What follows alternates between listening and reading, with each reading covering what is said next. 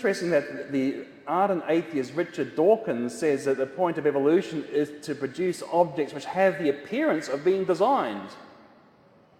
He's an atheist, he doesn't believe they were designed, but he says they have the appearance of being designed. Well, I'd say they look like they've been designed because they have been designed.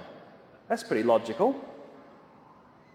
Now, what I said about metabolism, one thing you need for the living cell is an energy source. Now, in the body we have an energy source called ATP, and it stands for adenosine triphosphate. This is the molecule of ATP.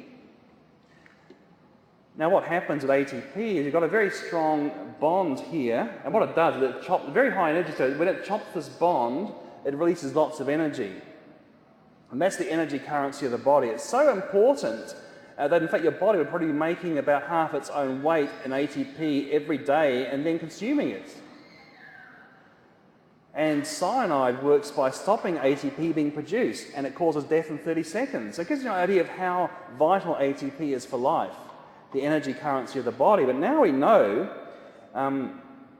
thanks to research done only in 1997, that the ATP is made by this tiny molecular motor. This is the world's tiniest motor, and the discovery was regarded as so important that they won the Nobel Prize. That was only about 5 years ago that they won this. And it's so complicated I can't even draw it for you properly in this thing. This is only a schematic. See, each of these ones here has about 500 subunits and arranged in a very precise way. And it's spinning about 10,000 revs per minute. So you listen carefully, you might hear it whirring. Because they're in each of your cells. But here's an example of it in very, very slow motion. This is the profile view.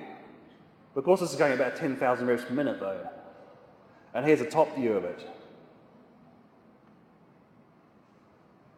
And every rotation, it produces 3 ATP molecules. But this molecule is vital for life, and yet it's an incredibly complicated motor.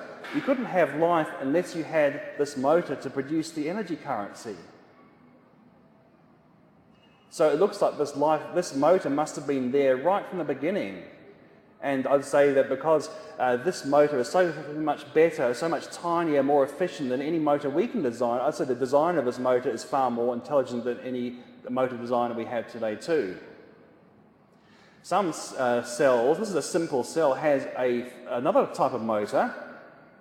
This is probably not essential for life, but it's still very interesting to see how complex even a so-called simple cell is. The bacterium, a germ, has a real electrical rotary motor here. This is a rotary motor. I'll actually be able to have it animated for you.